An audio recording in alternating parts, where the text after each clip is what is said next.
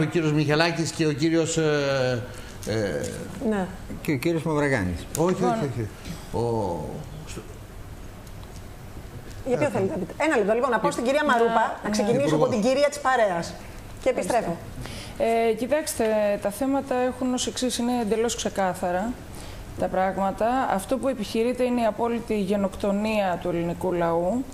Και θα εξηγήσω ακριβώς. Δεν υπάρχουν ούτε μαύρες τρύπες, ούτε άσπρες τρύπες, ούτε τρόποι μεσοβέζικοι να πάρουμε λίγο χρόνο, όπως είπε ο κύριος Χαλαζιάς. Δεν χρειαζόμαστε λίγο χρόνο, έχουμε άπλετο χρόνο, αρκεί να έχουμε τους σωστούς ανθρώπους που θα κάνουν τα σωστά πράγματα. Και θα σας πω τα εξής συγκεκριμένα πράγματα. Το ελληνικό κράτος έχει χρεοκοπήσει μέχρι σήμερα 4 φορές. Πριν την Πέμπτη που ζούμε τώρα. Από το 1827, πριν καν γίνουμε κράτος, χρεοκοπήσαμε. 1843, 1898, 1932.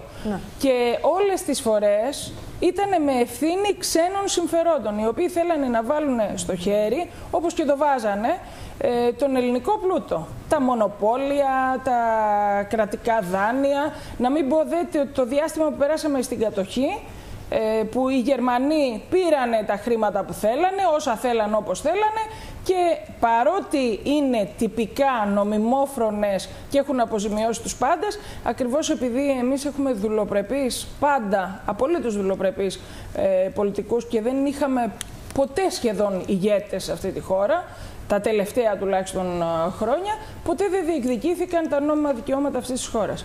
Να πω δε περαιτέρω, με τα ασφαλιστικά ταμεία που είναι το πιο σοβαρό, αυτό που πώς φτάσαμε δηλαδή μέχρι εδώ, γιατί πρέπει ο κόσμος να έχει ξεκάθαρη πια εικόνα ότι όλα αυτά δεν γίνανε κατά λάθος. Δεν ήταν επειδή τα διοικητικά συμβούλια δεν ήταν ενημερωμένα ή ήταν συνδικαλιστές που είχαν ανταλλάγματα κλπ. Δεν συνέβαιναν αυτά τα εύκολα στο νου και μη παρεξηγήσιμα εν πολλής πράγματα, γιατί το λάθος το συγχωρούμε σε όλους, ακόμα και στους χειρότερους ή στους ηλίθιους. Αυτό που δεν συγχωρούμε και δεν πρέπει να συγχωρούμε είναι ο δόλος. Το 1929 συνέβη το γνωστό κράχ στην Αμερική, εξαιτίας του οποίου, πώς συνέβη αυτό το κράχ, με τον ίδιο τρόπο που η Lehman Brothers κατέρευσε τώρα το 2007 ή 2008. Να θυμίσω ότι ήταν πρωταγωνιστής και η Goldman Sachs τότε, έτσι. Ανέκαθεν. Και δεν είναι τυχαία. Η JP Morgan, όλοι αυτοί δεν ακούγονται πρώτη φορά, υπάρχουν από το 1800 τόσο. Τότε λοιπόν αποφάσισε ο Ρούσβελτ να θεσπίσει κάποιους κανόνες ώστε να μην ξαναφτάσει ο λαός να πεινάσει και να αυτοκτονεί και να μην μπορεί να επιβιώσει και να πεθαίνουν στους δρόμους όπως πεθαίνανε τότε, εξαιτίας του ότι κάποιοι πάρα πολύ μεγάλοι οικονομικά αποφασίζουν κάποια στιγμή να μαζέψουν όλο τον πλούτο στα χέρια τους. Έφτιαξε λοιπόν αυτούς τους κανόνες, οι οποίοι ίσχυαν μέχρι πότε? Μέχρι το 1990 παρακαλώ. Αυτοί οι κανόνες τι σημαίνανε πρακτικά, για να καταλάβει ο κόσμος? Αυτό που λέγανε είναι ότι απαγορεύεται οι καταθετικές τράπεζες, δηλαδή εκεί που πάμε όλοι και βάζουμε τα λεφτάκια μας ή τα ασφαλιστικά ταμεία ή τα κράτη, απαγορεύεται να δίνουν, να βάζουν τα λεφτά τους, να τα επενδύουν σε παράγωγα. Ναι. Αυτά τα δομημένα που μάθαμε όλοι, οι ορολογίες έτσι απίθανες, έχουμε γίνει... Κοιτάξτε, οι οικονομολόγοι, καταρχάς ως επιστήμονες για μένα δεν υπάρχουν. Έτσι, η επιστήμη της οικονομίας είναι η επιστήμη της προπαγάνδας και η επιστήμη του απόλυτου παραλογισμού. Έτσι. Είναι πως το 1 και 1 κάνει 13 και δεν κάνει 2, όπως ξέρουμε όλοι, με την απλή αριθμητική. Και έλεγε δύο οικονομολόγοι ποτέ δεν μπορούν να αποφασίσουν. Αυτοί ξαφνικά οι κανόνες λοιπόν που λέμε το 1990 σταδιακά, ξεκινώντας από την Αμερική, ξαφνικά κατέστησαν ανύπαρκτοι.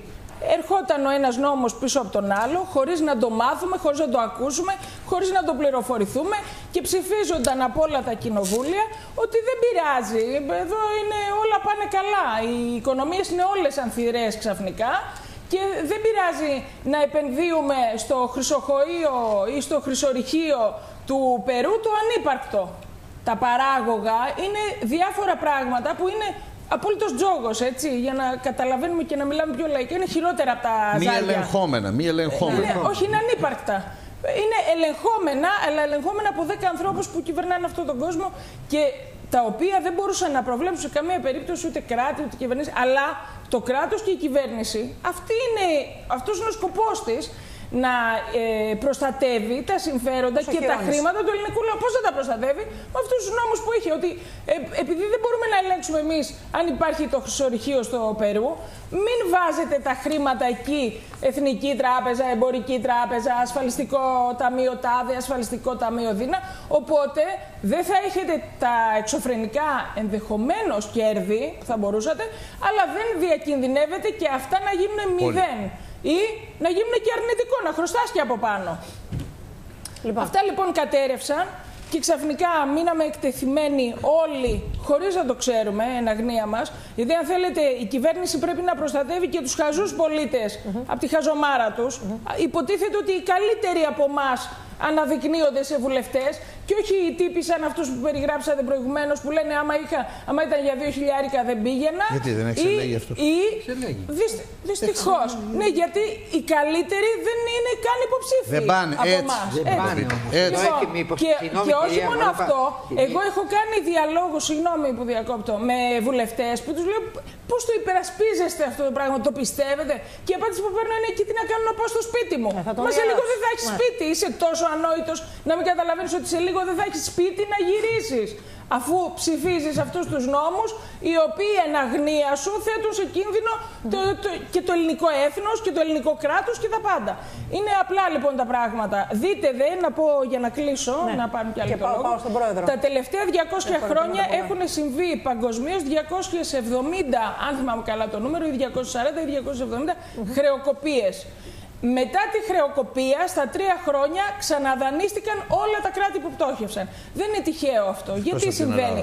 Αφενός γιατί έχουν αφεμαχθεί οι λαοί ήδη με την πτώχευση, δηλαδή έχουμε δώσει και κεφάλαια και τόκους και πανωτόκια, απλώς θέλουν να μας πάρουν συνολικά τον πλούτο που έχουμε στα χέρια μας, επειδή είμαστε βλάκες και τον δίνουμε, και αφετέρου θέλουν να σε ξαναέχουν στο χέρι. Δηλαδή, οι δυνατοί, αυτοί που κυβερνάνε αυτόν τον κόσμο, αυτοί που έχουν τον πλούτο συγκεντρωμένο στα χέρια τους, δεν αφήνουν κανένα κράτος που να μην το ελέγχουν απόλυτα, οικονομικά και βέβαια και κατά την παραγωγή της πολιτικής του, η οποία δεν υπάρχει, δεν είναι εθνική πολιτική. Ωραία. Λοιπόν, θα επανέλθω, κύριε Σταυρινάκη, θα δώσω εσάς. Πάω στον πρόεδρο. Δεν έχω πρόβλημα. Γιατί νομίζω ότι. Γιατί θέλετε να ρωτήσετε. Εγώ μόνο ο κόσμος. Έχω μηνύματα. Θέλω να συνεχίσω εδώ τη σκέψη των προηγουμένων. Ναι. Τα ασφαλιστικά ταμεία είναι μια συνέχεια της οικονομίας. Ζουν μέσα σε αυτή και αναπτύσσονται ή καταραίουν μέσα σε αυτή. Έτσι. Τι πάθαμε αυτά τα χρόνια, θα το πω για πολλοστή φορά. Είπατε ότι μην το βλέπουμε στενά διοικητικά συμβούλια. Αυτή τη στιγμή και τα προηγούμενα χρόνια τα ταμεία λειτουργήσαν σαν κομματικοί φορείς, με διορισμένους προέδρους, με διορισμένα διοικητικά συμβούλια, τις πλειοψηφίες μιλάω πάντα. Και εντολές.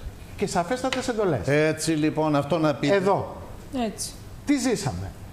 Είπατε για παράγωγα. Τα ταμεία δεν είχαν τόσα παράγωγα, είχαν δομημένα. Ναι. Είναι τα δικά αυτή τη στιγμή. Να πούμε λίγο στον κόσμο με μία λέξη τι σημαίνει δομημένο. Συγγνώμη. Δομημένο είναι ένα ομόλογο που κανένας ποτέ δεν κατάλαβε πώς λειτουργεί. Και θέλετε να σας πω ένα παράδειγμα? Και το πιάσε και στα χέρια του. Και να σας πω ένα παράδειγμα απλό.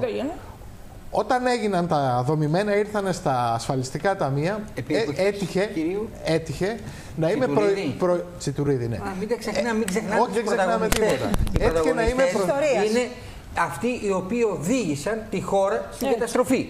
Δεν πρέπει να ξεχνάμε τον κύριο Τσιτουρίδη, τον κύριο Κουρί και πάει λέγοντας. Όλοι αυτοί και άλλους πολλούς. Δεν πρέπει να ξεχνάμε τα διοικητικά συμβούλια που ήταν μέσα και συνδικαλιστές και συμφωνούσαν να πουληθούν τα δομημένα. Όμως. Δεν ξέρανε τι σημαίνει. Οφείλαν όμως, κυρία Μαρούπα, αν ξέρανε ότι θα φτάσουμε εδώ, δεν θα ψηφίσουμε. Δεν είμαι τόσο σίγουρος. Ένα λεπτάκι. Έτυχε να είμαι προϊστάμενος οικονομικού τότε σε ασφαλιστικό ταμείο και υποδιευθυντής. Όταν ήρθε στα χέρια μου, σας πληροφορώ ότι κατάλαβα μέχρι τη μέση.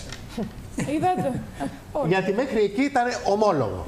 Από εκεί και κάτω ήταν δομημένο ομόλογο που δεν καταλάβαινες τι έλεγε. Αυτοί που ήρθαν να το εξηγήσουν στο ταμείο, στο διοικητικό συμβούλιο, ήταν ποιοι? Ήταν κάποιοι άνθρωποι των τραπεζών και των χρηματιστηριακών Των εταιριών. Οι οποίοι είπαν τι, παιδιά, πάρτε τα. Πάρτε τα, είναι πολύ καλά και θα σε αποδώσει. Τα ακούτε, κύριε Χαλαζιά? Ας μείνουμε εδώ και να πούμε ότι αυτή τη στιγμή όλες αυτές οι διοικήσεις που συμμετείχαν σε αυτό το πάρτι είναι στα δικαστήρια. Οι διοικήσεις. Οι διοικήσεις. Ο Υπουργός είναι μια άλλη ιστορία. Ο Υπουργός έχει παραγραφεί ήδη. Υπάρχει ένας νόμος του Τίποτα Βενιζέλου. δεν έχει παραγραφεί. Λοιπόν, υπάρχει ένας... Τίποτα δεν έχει παραγραφεί και να τους ενημερώσουμε γι' αυτό. Να πάμε στη Βουλή. Η παραγραφή. Ναι, η παραγραφή αν πάει στη Βουλή όμως, θα γίνει. Κύριε Σταυρινάκη, μισό λεπτό. Η παραγραφή είναι ένας θεσμός ο οποίος εξυπηρετεί την κοινωνία. Και γι' αυτό θεσμοθετείται. Σημαίνει ότι η κοινωνία πια δεν ενδιαφέρεται να δώσει τιμωρία σε αυτό το αδίκημα, διότι πέρασαν 20 χρόνια από τότε που σκοτώθηκε κάποιος. Έχει αλλάξει γενιά, το έχουμε ξεχάσει, δεν θέλουμε να τα ξαναφέρουμε μπροστά. Όταν εδώ πέρα η κοινωνία όχι απλώς ταλαιπωρείται, αυτοκτονεί εξαιτίας αυτών των αδικημάτων, παραγραφή δεν υπάρχει. Και ξέρετε πολύ καλύτερα από μένα, γιατί είστε πιο έμπειρος, ότι την παραγραφή ή τη μη παραγραφή οποτεδήποτε την τροποποιούμε. Ναι, όπως θέλουμε και όταν θέλουμε. Κυρίαρχος είναι ο λαός. Είπε κάτι, κύριε Σταυρινάκη. Αν πάει στη Βουλή. Υπάρχει ένας Μα δεν υπάρχει Βουλή. Που έφερε. Ωραία, λοιπόν. Έφερε λοιπόν το Βενιζέλος. Και τι γίνεται? Τα πράγματα πάνε στη Βουλή. Και οι αποφάσεις της πλειονοψηφίας, εκάστοτε πλειονοψηφίας, λύνουν και δεν λύνουν. Εδώ όμως έχουμε μία εξαίρεση. Δεν ξεχνάμε ότι η υπόθεση του Χατζόπουλου στη Βουλή αθώθηκε και η δικαιοσύνη τον έβαλε στο κάγκελο. Τι θέλουμε, τι σας είπα? Με άλλο τρόπο. Ακριβώς αυτό λέει. Για άλλο πράγμα, γιατί σε αυτά που είχε δώσει χωροχάρτη. Με λάθος τρόπο. Εντάξει. Εντάξει, συμφωνώ, αλλά. Γιατί αν πήγαινε κατηγορούμενος για απιστία ο Τσοχατζόπουλος, αφενός η ποινή θα ήταν ισόβια, αφετέρου έπρεπε να κάτσει και όλο το Κισέα δίπλα του. Το είχε ζητήσει όμως. Απιστία. Ορθώς, που δεν παρευρέθη ποτέ όμως. Δεν πήγε καθόλου κύριε Σιμίτη. Λοιπόν, στο προηγούμενο και για να συνεχίσω και να κλείσω τη σκέψη μου. Για να πάω στον αγαπητό μας κύριο Βρούτση σήμερα. Λοιπόν, και να κλείσω τη σκέψη μου, θέλω να σας πω ότι αυτά τα δομημένα είχαν την αφαιρεγγιότητα που περιέκλειε όλο το πακέτο. Οι καταθέσεις στην Τράπεζα της Ελλάδος, τα ομόλογα του ελληνικού δημοσίου, δεν ήταν φερέγγια προς το Ταμείο και στον ελληνικό λαό και στον ασφαλισμένο? Τι πάθαμε εκεί?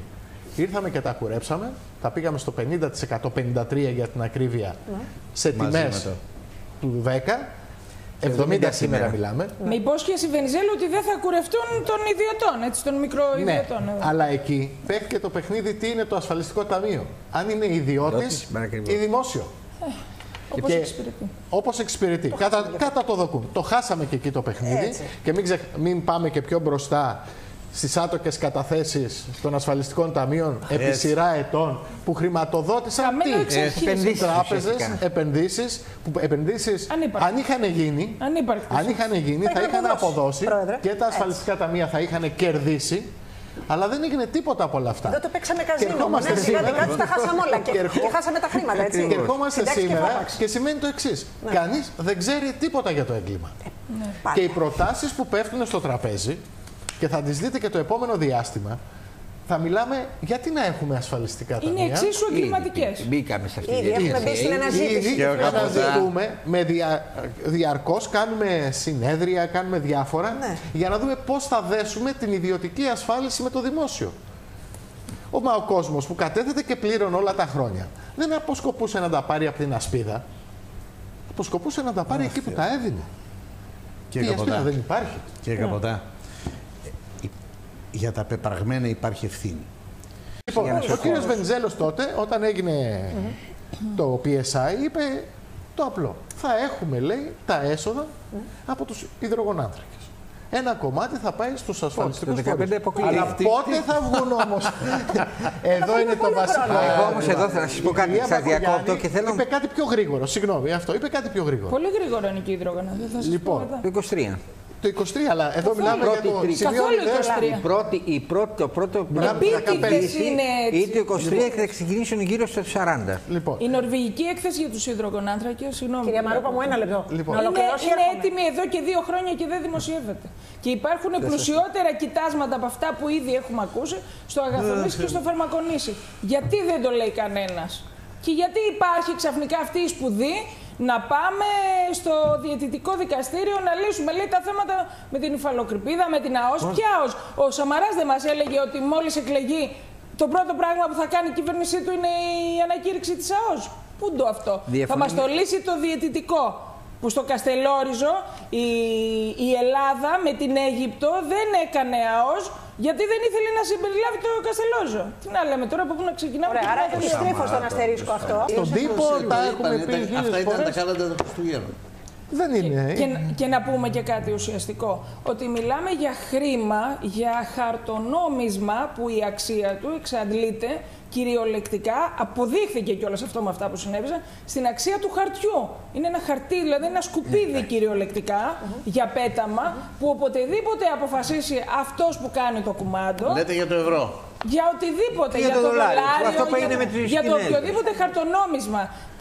Οι πραγματικές αξίες είναι αυτές που τώρα αλλάζουν χέρια. Είναι η γη που μας πιέζουν την ιδιωτική περιουσία να την πετάξουμε από πάνω μας για να μην αναγκαζόμαστε να πληρώνουμε τα σκουπίδια που έχουμε όσοι έχουμε και όσα έχουμε ακόμα. Είναι οι υδρογονάνθρακες που είπατε πριν, είναι τα ορυκτά, ο χρυσός της Χαλκιδικής. Όλα αυτά τα πράγματα. Αυτό είναι η δύναμη του χρήματος. Όχι, αυτό είναι ο πραγματικός πλούτος, είναι ο χρυσός. Πού είναι ο χρυσός, πού χρωστάνε όλα τα κράτη της γης.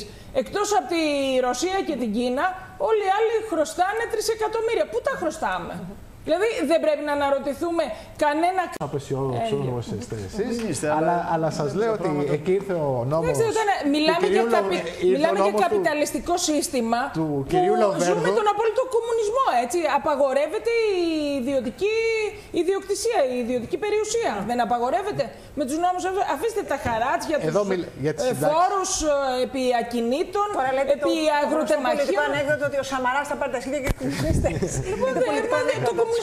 Είναι καπιταλισμός. Γι' αυτό ήρθε ο κύριος Λοβέρδος να διασφαλίσει τα 360 ευρώ και σαν βασική σύνταξη και από εκεί και πέρα να χτίζουμε απάνω σε αυτό. Λοιπόν, εγώ θέλει να καταργήσει τη δημόσια υγεία. Η δημόσια υγεία πρέπει να γίνει ιδιωτική. Ήδη την προηγούμενη. Έχει δοθεί, όχι να γίνει. Άμα δούμε, έχουν δώσει τα πάντα ξεκινώντας από άλλη εκπομπή. Ελέγχθη ότι η σύζυγος του κυρίου Κρεμαστινού είναι διευθύνουσα σύμβουλος στη βιοιατρική και στη σύσκεψη με τους γιατρούς του ΕΟΠΗ για να σταματήσει η απεργία ήταν ο Σπανός, η κυρία Κρεμαστινού και κανένα δυο άλλοι. Την επόμενη μέρα θα αποκάλυψε εδώ η κυρία Νεμουδουρά. Ξέρουμε ποιος είναι ο σκοπός, απλώς θέλει να μας πείσει ότι φταίνε οι γιατροί για αυτό που συμβαίνει. Όχι λοιπόν, δεν φταίνε οι γιατροί. Φταίει αυτή η κυβέρνηση η οποία έχει πάρει εντολές να κατακρεουργήσει αυτό το λαό. Τίποτα άλλο δεν φταίει. Έχουμε να πούμε άλλα κρυφά. Να πούμε και για τον ΕΟΠΗ. Τώρα μια την χάνει να... Θέλει να καταργήσει τη δημόσια υγεία. Η δημόσια υγεία πρέπει να γίνει ιδιωτική. Ήδη την προηγούμενη. Έχει δοθεί, όχι να γίνει. Άμα δούμε, έχουν δώσει τα πάντα ξεκινώντας από άλλη εκπομπή. Ελέγχθη ότι η σύζυγος του κυρίου Κρεμαστινού είναι διευθύνουσα σύμβουλος στη βιοιατρική και στη σύσκεψη με τους γιατρούς του ΕΟΠΗ για να σταματήσει η απεργία ήταν ο Σπανός, η κυρία Κρεμαστινού και κανένα δυο άλλοι. Την επόμενη μέρα θα αποκάλυψε εδώ η κυρία Νεμουδουρά. Ξέρουμε ποιος είναι ο σκοπός, απλώς θέλει να μας πείσει ότι φταίνε οι γιατροί για αυτό που συμβαίνει. Όχι λοιπόν, δεν φταίνε οι γιατροί. Φταίει αυτή η κυβέρνηση η οποία έχει πάρει εντολές να κατακρεουργήσει αυτό το λαό. Τίποτα άλλο δεν φταίει. Έχουμε να πούμε άλλα κρυφά. Να πούμε και για τον ΕΟΠΗ. Τώρα μια την χάνει να έχω και τον ΕΟΠΗ. Λοιπόν, δεν υπάρχει πλέον. Δεν υπάρχει πλέον πρωτοβάθμια υγεία. Τελείως. Τον κλείσαμε. Τελείως. Ήδη είναι κλειστός αυτή τη στιγμή. Με την απεργία των γιατρών είναι κλειστός ο ΕΟΠΗ. Μιλάω για την παροχή. Πρωτοβάθμια υγεία. Ακριβώς. Η πρωτοβάθμια υγεία πάβει να υπάρχει. Όλα περνάνε στον ιδιωτικό τομέα. Και εδώ ήταν ο μεγάλος εμπεγμός που έγινε όχι μόνο στον ελληνικό λαό. Έγινε και μέσα στη Βουλή. Γιατί εμφανίζανε εκεί πέρα 4 σχέδια και συζητάγανε το ένα της Tax 4.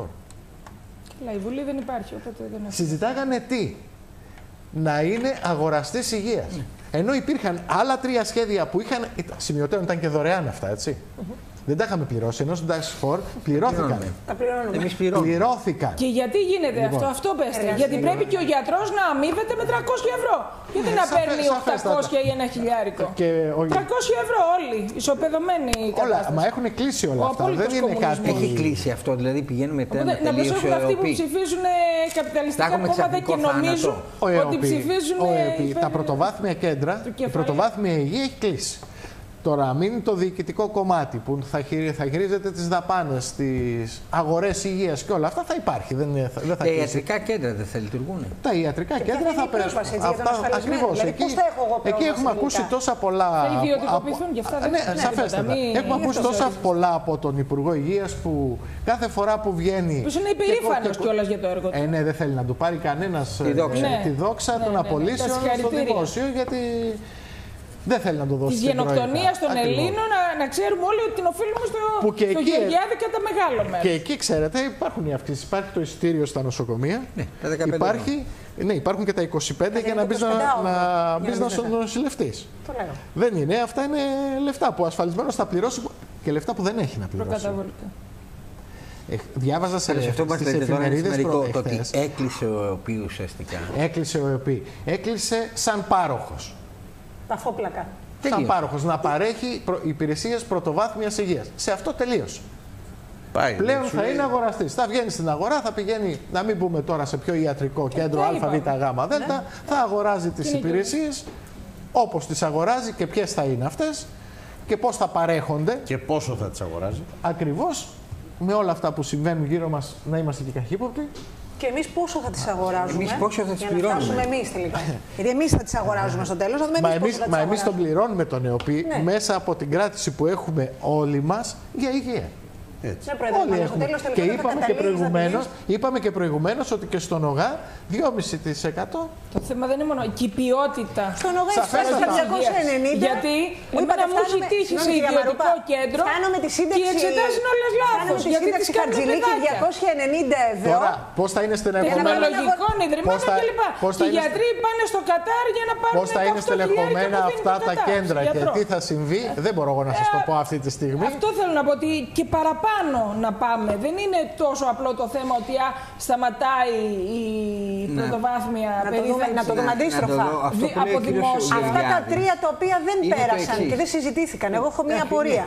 Τι περιλάμβανε αυτή η πρόταση. Ο ΕΟΠΗ, αν είναι πάροχος, θα μπορεί να προσφέρει καλύτερη υγεία στον κόσμο και θα μπορεί πιο εύκολα κάθε ασφαλισμένος να πηγαίνει σε όποιο ιατρικό κέντρο θέλει, γιατί θα έχει και υπογράψει κάποιες συμβάσεις. Δεν είναι καλύτερο που να πηγαίνει να σας πω κάτι και να μην τα ξεχνάμε όλα αυτά, να μην έχουμε κοντή μνήμη. Όταν έγιναν εκείνα τα περίφημα πενταψήφια, το κάναμε για να έχουμε καλύτερη πρόσβαση των ασφαλισμένων στους γιατρούς και εκεί φτάσαμε να στοιχίζει το τηλεφώνημα 7 ευρώ στον ασφαλισμένο.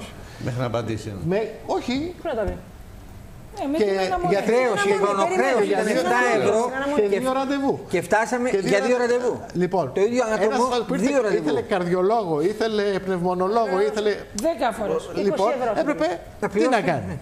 Λοιπόν, και ήρθαμε μετά με άλλο υπουργό και τι είπε, εγώ θα τα καταργήσω. Και εδώ από την εκπομπή σας ήμασταν, που είπα ότι δεν μπορείτε να καταργήσετε αυτές τις συμβάσεις, έχετε υπογράψει και μέχρι τη λήξη τους θα πάνε έτσι. Και έτσι πάνε. Και τώρα ερχόμαστε πίσω και φτιάχνουμε πάλι τα κέντρα. Φτιάχναμε μάλλον το γιατί τώρα τι να φτιάξουμε. Πάλι τα τηλεφωνικά κέντρα για να εξυπηρετούμε τον κόσμο.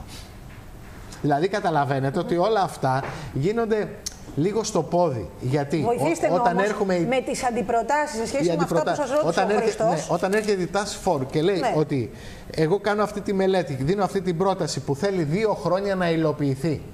Και έρχεται ο Υπουργός και λέει από 1η Πρώτου αλλάζει το σύστημα.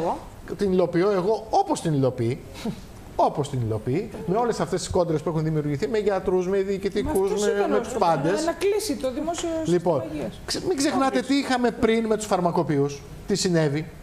Όλα αυτά βλέπετε ότι πλέον σύστημα υγείας στη χώρα δεν υπάρχει. Εμείς είχαμε κάνει πρόταση και είχαμε πει στην πρωτοβάθμια υγεία, κάτω από τον ΕΟΠΗ, να κρεμαστούν τα πάντα.